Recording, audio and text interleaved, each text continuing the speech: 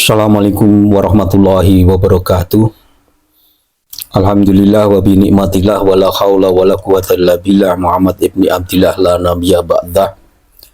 Asyhadu an la ilaha illallah wa asyhadu anna Muhammadan abduhu wa rasuluh. Wasikum bi nafsi wa taqwallah faqad wajal mutaqin amma ba'du.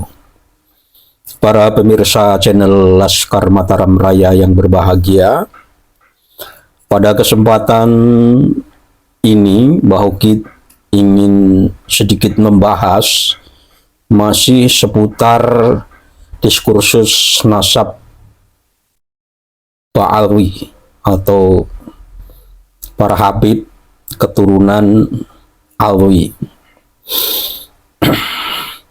Ada sebagian ulama yang mengatakan tidak semua Habib buruk.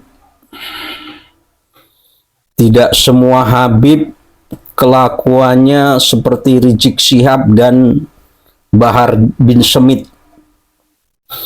Itu perkataan sebagian para kiai-kiai, para gus-gus, para ustadz-ustadz yang sekarang masih belum bisa lepas dari kemuhibinannya. Mereka selalu beralasan tidak semua Habib itu buruk. Kenapa digebyah uyah? Itu alasan mereka. Jasa mereka banyak di Nusantara ini. Dan bagaimana mungkin mereka dituduh ingin menguasai Nusantara, padahal jumlah mereka berapa? Itu sering disampaikan oleh teman-teman baik kiai tingkat kampung atau kiai-kiai pemangku pondok besar yang sampai sekarang masih menjadi muhibin. Kalau mereka dibilang antek, gengsi. Tidak, mereka kiai-kiai mempunyai pondok besar tidak mau dibilang anteknya Habib. Mereka muhibinnya Habib, gitu saja. Bahkan kiai-kiai yang punya nama besar juga masih menjadi muhibinnya para Habib ini. Sehingga pengikut-pengikutnya pun masih jadi muhibin karena idola mereka masih menjadi muhibin. Sebut saja terang-terangan Gus Baha, Gus Igdam, kiai-kiai Pondok Peloso Kediri, dan kiai-kiai Tebu Ireng yang sampai sekarang tidak pernah terdengar komennya tentang diskursus nafsab ini, dan masih banyak pondok-pondok besar yang diam-diam saja menanggapi masalah ini. Padahal secara logika tanggung jawab moral keilmuan itu berada di pundak beliau-beliau. Karena beliau-beliau menjadi rujukan panutan kaum Nahdliyin di akar rumput. Tapi menghadapi sikap diskursus nafsab ini yang faktualnya ini membawa dampak yang sangat besar bagi kalangan Nahdliyin. Bahkan mau tidak mau diakui itu tidak diakui, warga Nahdliyin itu terbelah. Tapi mereka ayam-ayam saja, diam-diam saja, seolah-olah atau pura-pura tidak tahu. Padahal sesungguhnya nanti beliau-beliau akan dimintai pertanggungjawaban oleh Allah tentang umat yang kebingungan menghadapi polemik diskursus nasab masalah habaib ini. Maka untuk menjawab pertanyaan, pernyataan-pernyataan para kiai-kiai yang sekarang masih menjadi puhibin, kiai-kiai yang punya nama besar macam Gus Baha, Gus Igdam, itu sebenarnya biasa-biasa saja, hanya seperti artis saja kalau Gus Igdam itu. Gus Kausar dan kiai-kiai besar yang memangku pondok besar. Apakah panjenengan-panjenengan tidak punya rasa tanggung jawab keumatan, sehingga panjenengan-panjenengan tidak bersikap dalam hal ini.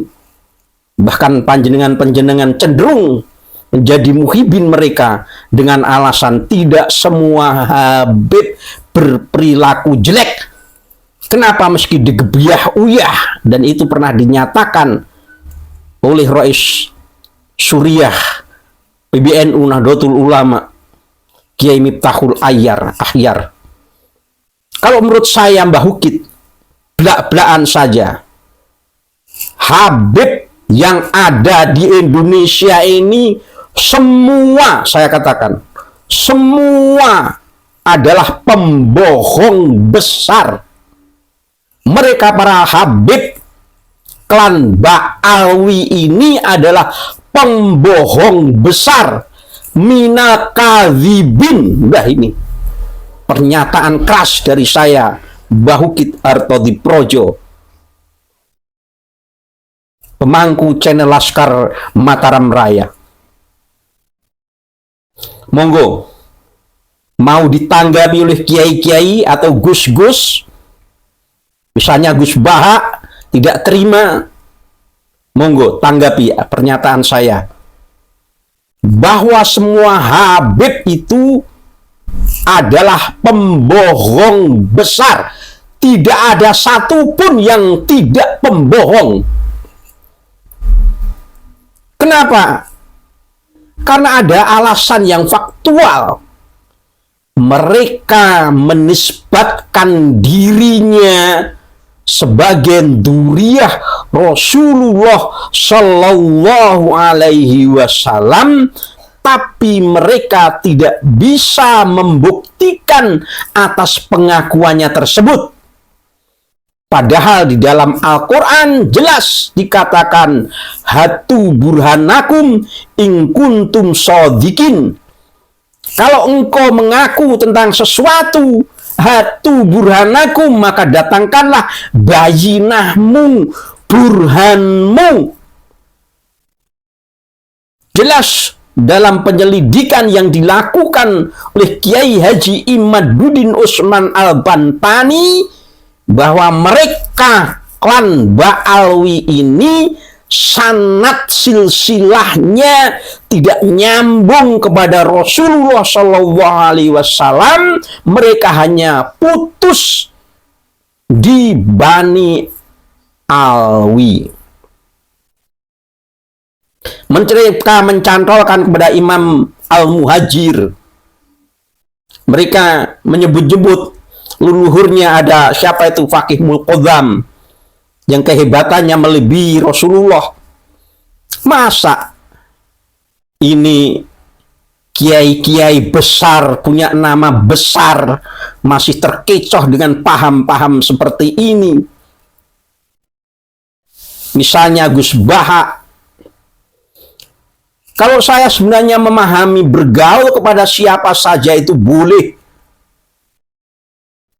Bergaul kepada Habib juga boleh. Tidak dilarang, bahkan dianjurkan kita dalam agama kita bergaul kepada siapa saja. Apalagi para habaib itu faktanya adalah muslim, dan muslim adalah saudara kita. Tapi karena muslim saudara kita itu berbuat salah, maka sebagai muslim yang lain mengingatkan, kalau ente ngaku sebagai dzurriyyah Rasul, maka datangkanlah bayinahmu. Ini perintah Al-Quran, Bib. Dan faktanya sanad Anda putus. Mungkotiun batilun. Sudah diterangkan di dalam kitabnya Kiai Haji Imaduddin Usman Al-Bantani. Anda cantolkan nasab Anda, jelas putus, tidak nyambung. Dan secara ilmu genetika, ilmu modern pun, sanad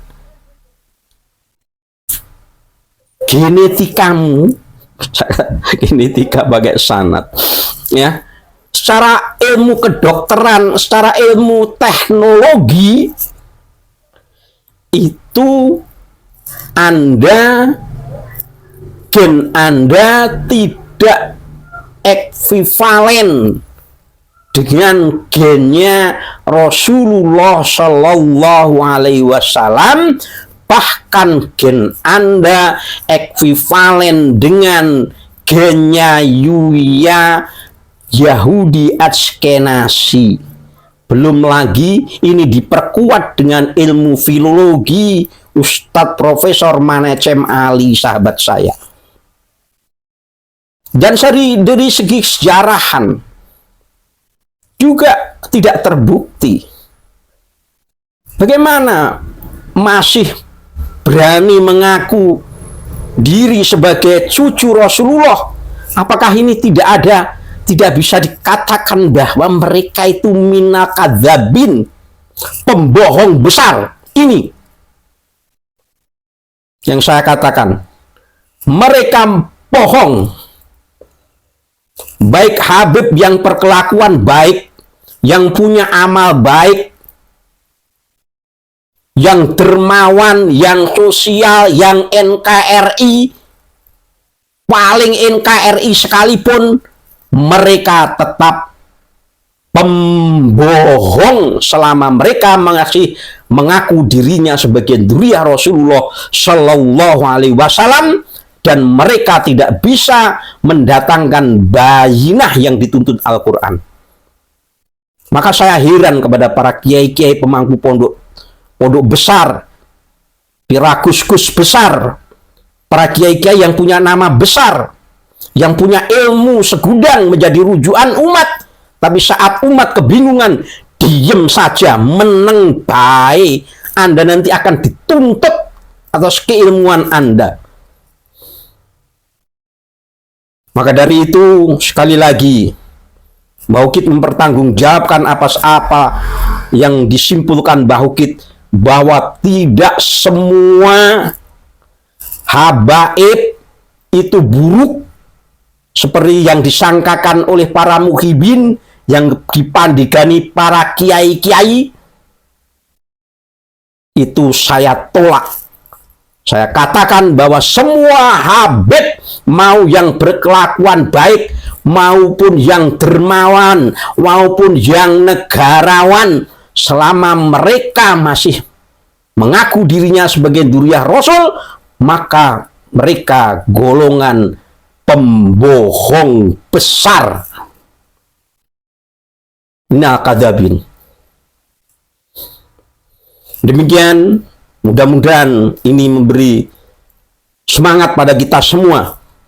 Jangan henti-hentinya memberi edukasi kepada warga bangsa yang masih menjadi muhibin. Nanti akan kami bahas lagi bahayanya mereka untuk negara Republik Indonesia, karena ada yang menyatakan jumlah mereka berapa kok dituduh mau menguasai Nusantara. Nanti akan saya ungkapkan pada sesi yang lain.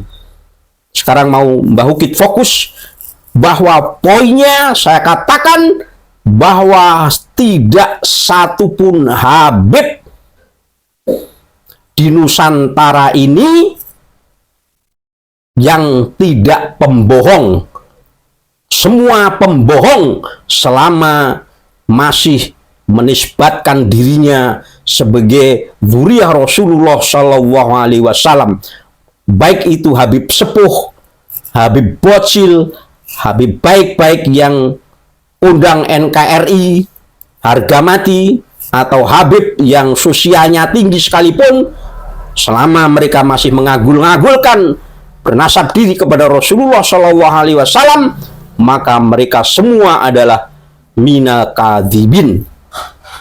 Demikian apa yang saya sampaikan, mudah-mudahan bermanfaat dan memberi sirah semangat bagi kita semua untuk selalu berjuang mengedukasi warga bangsa Nusantara ini yang sampai detik ini masih menjadi muhibin, yang tidak sadar bagaimana bahayanya paham-paham yang dibawa oleh mereka yang menisbatkan diri kepada cucu Rasulullah. Ini yang paling urgen, karena mereka menisbatkan diri kepada Rasulullah. Ini yang paling urgen, dan ini adalah kebohongan besar dan dosa besar. Bukankah mereka juga tahu man kadzdzaba alayya muta'ammidan dan seterusnya? Saya yakin tahu beliau-beliau itu. Demikian saja, Pak. Kurang lebihnya mohon dimaafkan. Akhirul salam, wallahu muwaffiq ila aqwamit thoriq. Assalamualaikum warahmatullahi wabarakatuh.